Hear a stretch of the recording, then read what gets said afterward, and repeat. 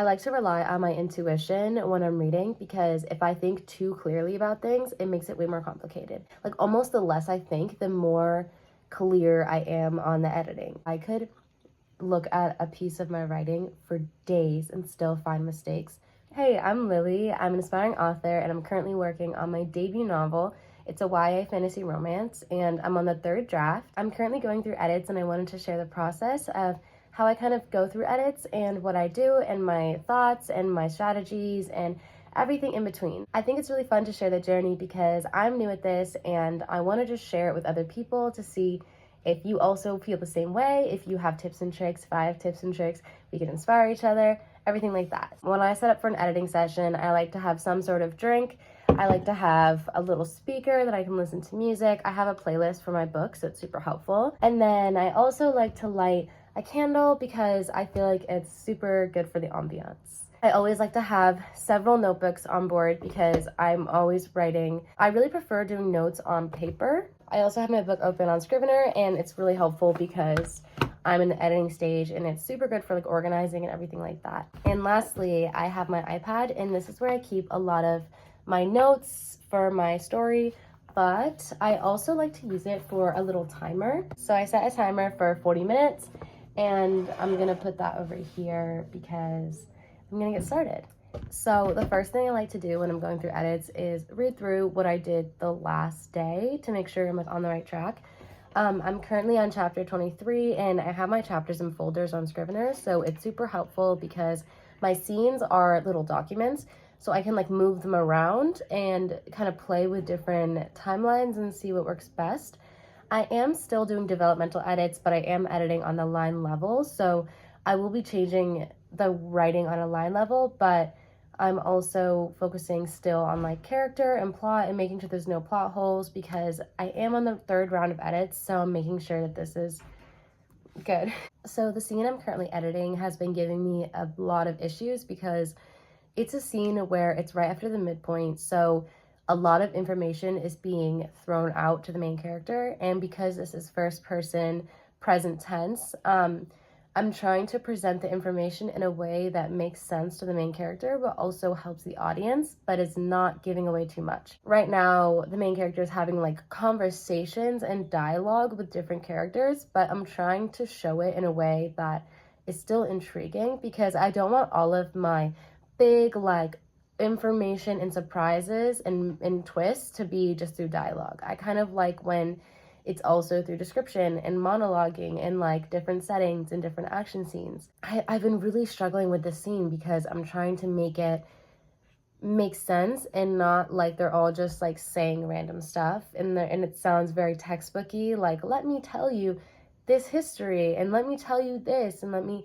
explain it like this, because I feel like that's kind of not as entertaining sometimes. I like to read the scenes out loud to see how the dialogue flows in person and see if I'm catching any issues. And as I'm reading through, I will change things on a line level as I'm going. And at this stage, I'm changing names. I'm making sure all the details are consistent and names of places and things in magical artifacts and history is all lining up.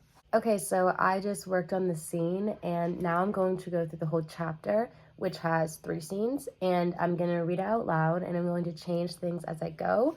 And I also take notes here, but I do have a note section on Scrivener, but they're not really updated. They're kind of like notes from past drafts, so I'm gonna get to that. And yeah, I still have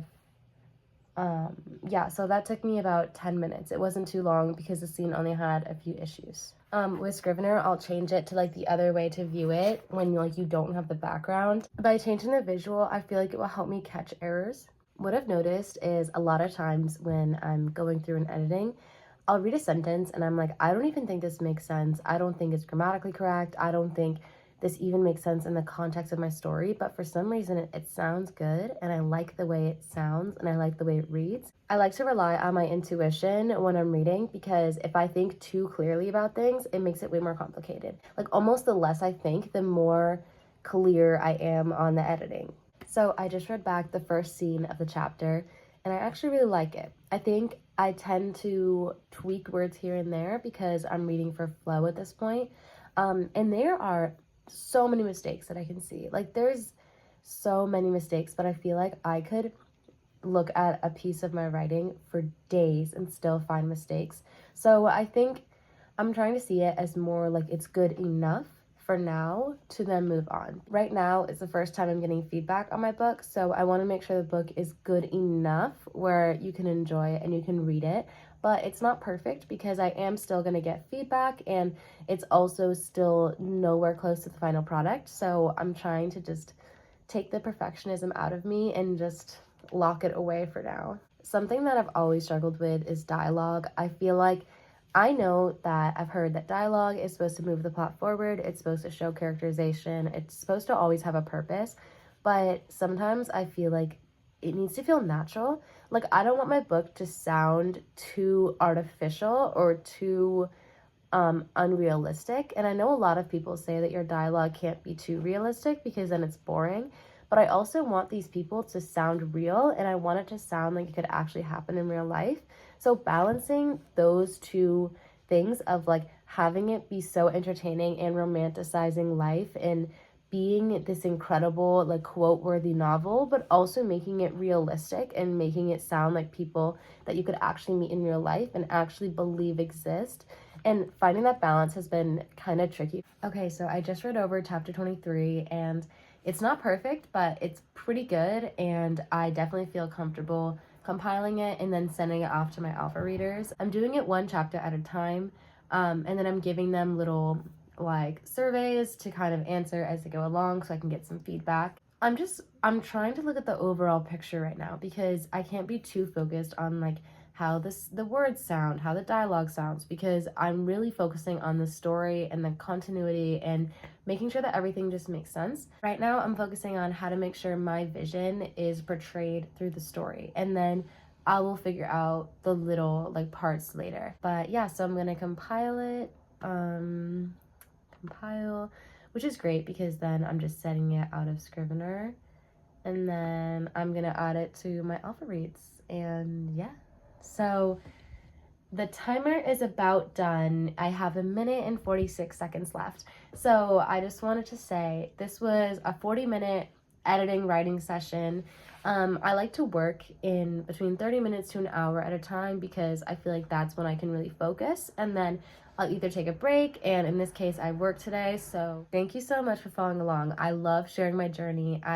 Even if no one watches it, I just want to make these videos so I can look back and see how much I've grown as a writer, and hopefully other people can see themselves in my process and see like their own process in my process, if that makes sense. I love watching other people and other writers because I love getting ideas from them. But again, thank you so much for watching. I really appreciate it. Good luck in your projects and happy writing.